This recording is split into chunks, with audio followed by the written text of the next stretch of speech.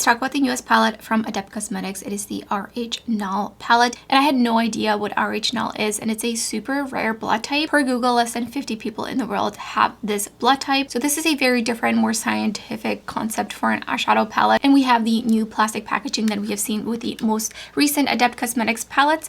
And here is the inside color story. Definitely very grungy, and I feel like if I just saw this color story without the context of the palette, I feel like I would have thought this was an Adept palette. When I first saw this color story, I felt like I've seen it before, specifically from Adept Cosmetics. I was kind of thinking the EBE's palette as well as the emo palette, they definitely do gravitate towards some of these grungy tones, especially with the matte. So I'm going to pop up comparisons with those two palettes, and swatched out, I actually feel like they look pretty different, with the exception of the last shade in the EBE's palette that is very similar to the last shade that's in this palette. And this palette is already available and it retails for $72, so it's the same price as the emo palette. And I have an affiliate code which I'll put up on the screen. Thank you so much if you use my code. And I do receive this palette in PR from Adept Cosmetics. As with most Adept palettes, we do have mostly shimmers, really beautiful special shimmers, mix of hollows, multi-chrome, some just like really dimensional shades. We have some smoother shades as well as some slightly flakier shades, and I will be covering that in the detailed swatches of the shimmer shadow portion of the video. Let's get right into that, and I'll show you how I created these two looks, and I'll give you some of my thoughts at the end of the video. First two shades are Silver Fang and Multi-Hex, and Multi-Hex just feels really smooth. It does kind of move around in the pan a little bit when you put pressure in there, so it is a little bit slicker.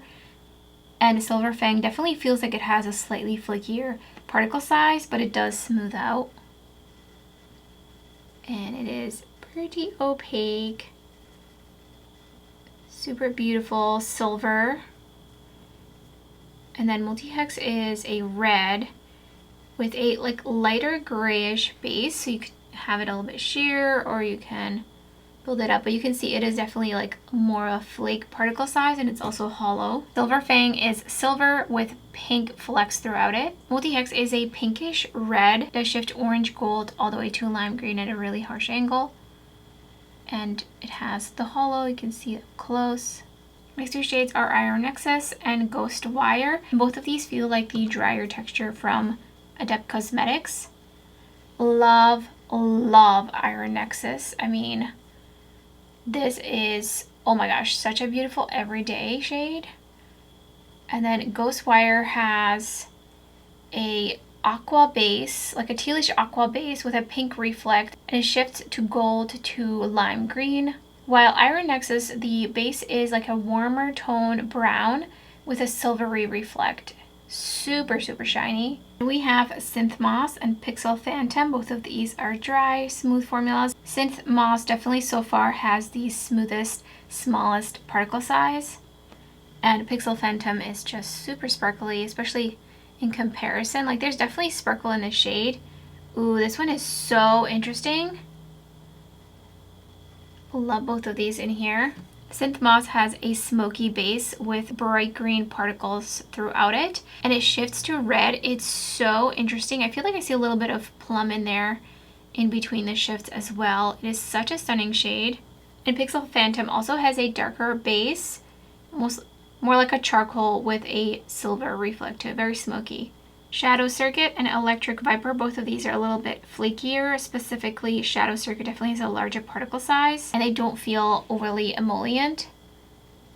And this one definitely smooths out just fine. Very dark shade with a black base. Shadow Circuit is a charcoal with a blue hue to it. Electric Viper is a pink straight on, and it shifts to orange, yellow, gold, and all the way to green, and it does have hollow particles.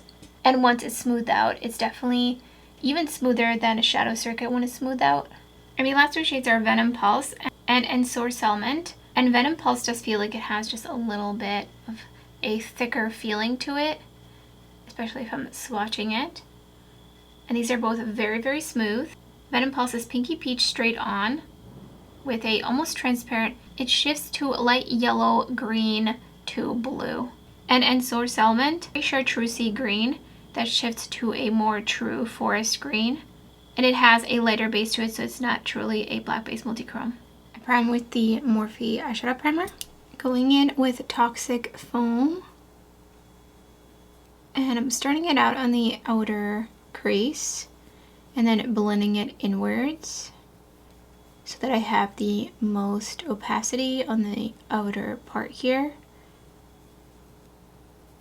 And I'm going to take a little bit of grid in the edges of that. Just taking Graveyard Jade, and I'm gonna just pack it down with this What's Up Beauty R111 brush. And then I'm gonna start shaping it into like a thicker eyeshadow wing. So I'm just taking the edge of it with the matte on it so that I get like a really crisp wing. And I'm just kind of taking it up and then underneath and then winging it out. And I think that's pretty good. And then I'm just going to take it up here a little bit, but I want it to be super blended in there. It's time for shimmers. I'm going in with the Shine On Shimmer Shadow Enhancer from me and Clionadh's collab. And then I always like to just tap it on, making sure that it is spread out. And there are so many beautiful choices. I think I'm going to go in with Synth Moss. And I'm going to pop that right in, starting off in the center, and feather it into the wing. And I'm putting this on an angle. And then right here, I'm gonna put Iron Nexus. Super, super sparkly. And I'm just following that angle. And then I'm gonna bring it up into my crease to really highlight in here. Ooh, it is so sparkly. I'm just gonna take a little bit more Synth Moss and just really make sure that they're kind of blended right where they're meeting. Here's the first finished look.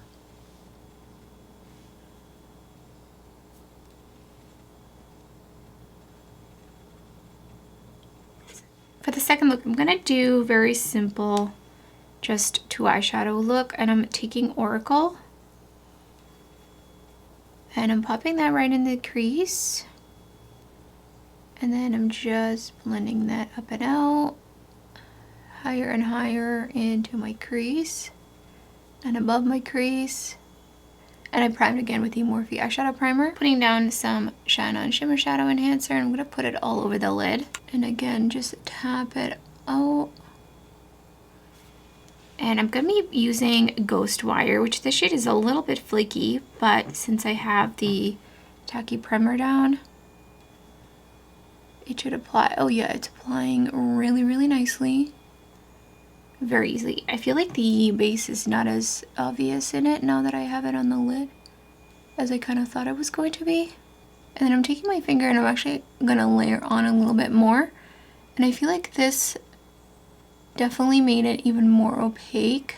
Finishing this look up with Oracle on the lower lash line, just connecting my outer corner. Here's the second finished look.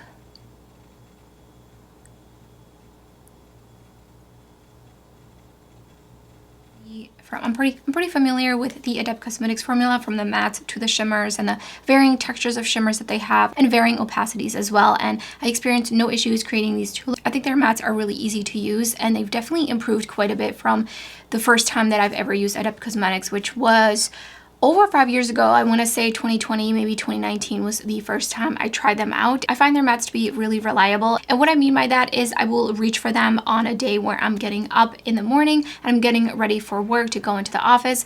Definitely mattes I would reach for because I know I'm going to have a really easy time using them and creating a look with them in whichever way I want to apply eyeshadow. So going from light to dark or dark from light works both ways with this matte formula. I would say this is a predominantly neutral color story, mostly because the main mattes that you're going to be using are on the neutral side. They're definitely cooler tones. So if you like cooler tones, you're going to enjoy these. To me, green is a neutral, so I would consider this one a neutral. There are a couple of pops. So we have this one, which is a little bit more vibrant, but it is pretty sheer. And then this one, which is a bit more opaque, and it is more of a brighter green. But otherwise, there's a lot of neutral shades like this one, and this one, and even this one I would call more of a neutral. It's a green brown shade. And then there's pink tones, which I think are also definitely more on the neutral side. I really like this deep cool tone brown shade. I think that it works so well well with the other mattes in here and really will help to just add some depth. And it's definitely something I look forward in a palette, and especially when there's only 5 mattes, there has got to be a deepening of shade, preferably 2. Let's talk about the shimmers. There's definitely a couple of different variations of textures in here. We have some flakier shades, we have some smoother shades, and some piecier shades, like drier shades, that are my absolute favorite from Adept Cosmetics. Specifically speaking, these 3 shades I just absolutely love the texture of. But even with the slightly flakier shades like this one and this one, it's still usable with a brush. So it's not one of those flaky shades that are even a larger, flakier size that it's really hard to pick up with a brush. Also, they're not squishy, so they do pick up easier because they are dry, but they're not fully dry. They still have like a little bit of slickness to them, but not in like our super squishy emollient kind of way. So I'm not really concerned about wear time with most of these shades, with the exception of Multi-Hex. This one does have just a little bit of move around in the pan, but it's not quite like how some shades from Adept used to be, where they were really squishy. So it is the sleepiest one, if that's even a word, out of all the shimmer shades in here. So I do have to try it out on the lid, and I'll keep you updated in another video, in my ranking video for the end of this year. I can't believe that that is coming up super quickly. I think this is a very user-friendly color story. Is it the most unique color story I've ever seen? No, but you'll get a variety of looks, and I definitely would say this is a neutral color story. So this is for sure something I would reach for on a day-to-day basis, and maybe sometimes I'll want to spice it up with some of the slightly more colorful shades in this. And let me know in the comments below what you think of this palette. What do you think of the color story? Do you plan on picking it up? Are you putting it on your wish list? I would love to hear your thoughts. And if you enjoy this kind of content and you love seeing up-close swatches of super shiny, shifty, sparkly eyeshadows and tutorials, then I'll have some of my other videos up on the screen for you. Thank you so much for watching. I hope to see you next time.